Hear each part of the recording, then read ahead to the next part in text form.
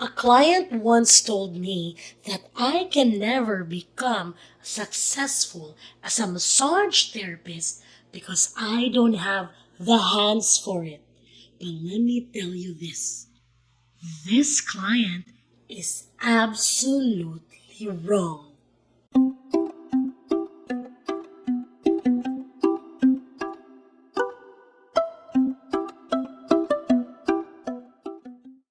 Hey, my name is Steph, the massage therapist, and welcome to another episode where we talk about what you really need to become a good, no, the best massage therapist that you can ever be. And not just the best, a successful one too. Because this is a trending topic that my students has been asking me. Do you really need to have strong hands to actually massage? Okay? Come follow me. I'm gonna bring you with me. There are a lot of things that you need to consider when massaging.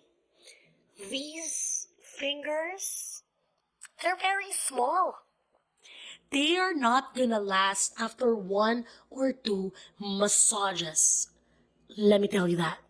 And one important thing to remember, especially if you want to last in this career, is body mechanics. Yes, being smart is better than being strong. I mean, in this context, yes, being strong as a massage therapist is a plus. But the basic of the basic skill is to work smarter than work harder. Okay? Again, like what I told you, these hands, they have little muscles. They are not gonna last for two? Two massages. Because again, they're small.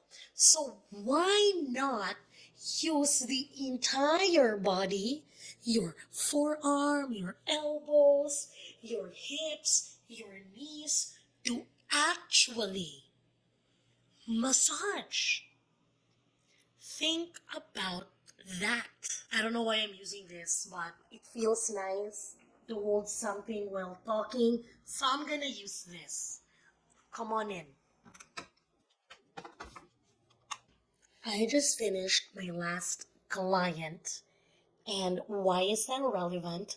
Because number one, I had 6 patients today. To be real with you, that's already a lot, especially if you're doing this 5 to 6 times a week. Why is my number important? Because if I, again, like what I told you before we came into this room, these fingers are not gonna last if this is the only thing that you are going to use. Let me actually remove and put this here because I need to clean. One thing that you should actually consider is again working smart than working hard. The reason is in this field, you really need to invest in your strength and not just the hands, but your actual body strength. You are going to be pushing, lifting, stretching people that might be way bigger than you, or you might be encountering someone taller than you, and you need to accommodate with that. This that I'm cleaning right now is not just a massage table, but it is an hydraulic table. What does it mean? It's actually an electric table that can go up and can go down. So let me try that. I mean, for this one, I need to bend, but there are some tables that you can just press from a foot pedal. So this is due for a change, but I do maintain this almost every day, making sure that no screws are loose, so on and so forth. You're gonna meet a lot of clients with different body types. If they're on the bigger side, then they might be around here. If you are, like, let's say your table is on one height only, So your client might be up here. And the tendency of that, if your client is up here, is that you might need to tiptoe so that you can go and put your weight on the client's body. And that makes your shoulder shrug. So instead of the full body moving, it's more of your shoulders moving. And you don't want that, right? You do not want that at all. So that's why having this kind of table is one way to save, okay? To save your beautiful hands, okay? But let me show you because now it's working. So again, there are foot pedals, but this one is a hand one. So see, it goes all the way up. Let's put it all the way up, all the way up. That's it. See how tall it can be? And this is an advantage because sometimes you're gonna get tired just by sitting down. So if you have a table height up to your hips at least, if you have kids or you're massaging kids, you can just, increase the height, make it a little bit taller, then massage. Especially if the kid is just around this height. This is a good investment. This is how you can work your way around it. You can even, lower it down. That's a table for it. But I swear my table's fine. So see, the usual standardized stuff that they teach you at school is that wherever this is should match the height. So for example, here, you see that my shoulders are flat and my knuckles are touching the table, right? So this one seems to be okay. But to be honest, I don't really agree with that. I've been massaging for almost a decade now, and that technique didn't really work well with me. What I do instead is I put it around here, around this. And the reason for that is I would have to assume that the patient can be this tall or this tall when they're lying face down or face up.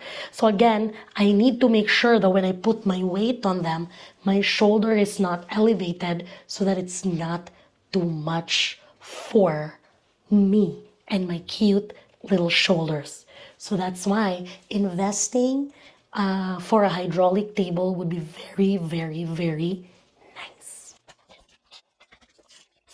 Steph, what are the other things that you can do to actually save your hands? It can't just be the table, right? I got you, girl. Simple, simple, simple. First of all, body mechanics is a thing. When you're massaging, I would say that you should feel as if you are doing some Tai Chi. You know when you do Tai Chi? Something like this. Wherever your arm goes, you move with it. So if your arm goes like this, your hip goes like this as well. It can't be just the arm. Because see, now your lower back around this area is going to be affected and you do not want that. Understand? Do not want that. Remember, wherever your arm goes, you go. Everything, even the knee. This is what I mean by it. Let me prepare. So let's say the body is here. I'm gonna put in the weight. So wherever my arm goes, I go. So it's not like that, because now I'm reaching. See what's happening? My shoulder is the one doing the work. But if I bend my knee, squat a bit, tilt my hip on a very comfortable position, put the weight, and slowly move. Wherever my arm goes, I go. It is really like a workout, but this is the best body mechanics you can have. And you're never gonna feel that tired immediately. So at least you save your hands. Definitely save your hands. So you see, it's not just the hands that's doing the work. There's a lot of other factors that you need to consider, and especially body mechanics. We can do a separate video for that, but not today. Because today is for the other tricks. But yeah, right? Another thing that I would suggest, invest in courses. Yes, literally invest in courses. There's a lot of courses that you can take for body mechanics, for other modalities like cupping, hot stone, gua sha, all those things that can help you, do your normal warm-ups, your normal massages. That's why we have these courses. It doesn't mean that you graduated from massage school, you stop. You need a lot of learning still for you to earn a lot and to be, safe as a massage therapist. You need to invest in courses. You need to upgrade. Because again, your hands are not everything. Telling you that right now. Right? So, that's why if you take courses like those things, like cupping, hot stone, it can help you with your hands and at the same time elevate the experience that your clients are experiencing in your clinic or your home clinic, wherever you're working. Because you need that. You definitely need that. You need the longevity. You can't just massage 10 people a day with your bare hands. You need to think smart about it. And this is what I tell my students that are still in massage school. Do not be arrogant about, I was born with magic hands. Because I literally have some students that say that, oh, I'm good in massage. I have strong hands. It's beyond that. It's way beyond that, girl. Maybe, yes, having a strong hand is a plus. Utilizing our brain power is nicer. So there we go.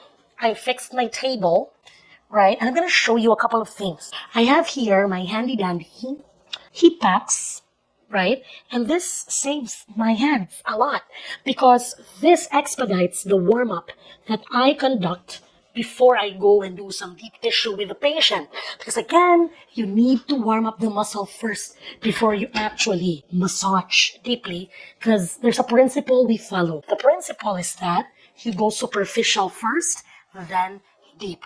So you can't just massage when the patient is here and you're just going, whoa! That's not gonna work, folks. You need to start lighter techniques, then you can slowly go down as you wish. Right? There's a lot of things that we can do. I'll just bring my stuff. Don't worry. Becoming a massage therapist, I think, is not for the faint of heart because you really need to make sure that you're using your brain cells. And it's not just about the pressure that you provide your clients, but it's also the customer service. That can be in another video, but what I'm trying to say is utilize what you literally have. So like what I told you, instead of using your bare hands, instead of just this, use your entire body. So again, if you couldn't see earlier, instead of just moving the hands, move, follow the body. Yes, I look stupid right now by doing this, but not that, but this. But this is how you literally do it. When you spread oil, you spread it like this. Sorry for the clutter, because I still need to clean. And that's one con of working from home. So you need to clean a lot. But let me tell you this.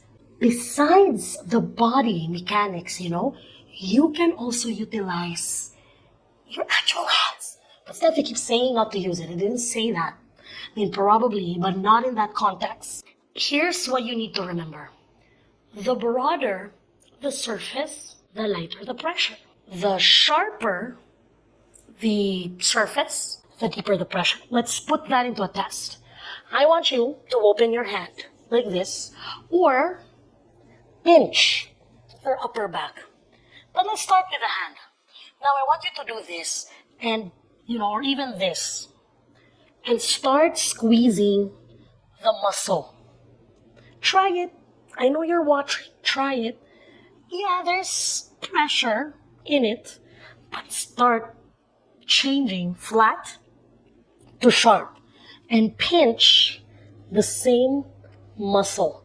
So instead of pinching it like this, flat, you're gonna pinch it sharper. And I can tell you right now that that's deeper than the broader or the flat surface. Why? The broader the surface, the lighter the pressure, the sharper the surface, or, depending on what you use, the deeper. It is. And that's what I utilize in massaging actually, especially for the small parts like the neck. I don't use my knuckles, but I use my fingertips. But instead of, massaging it flat like this, I massage it like sharp, like a hook.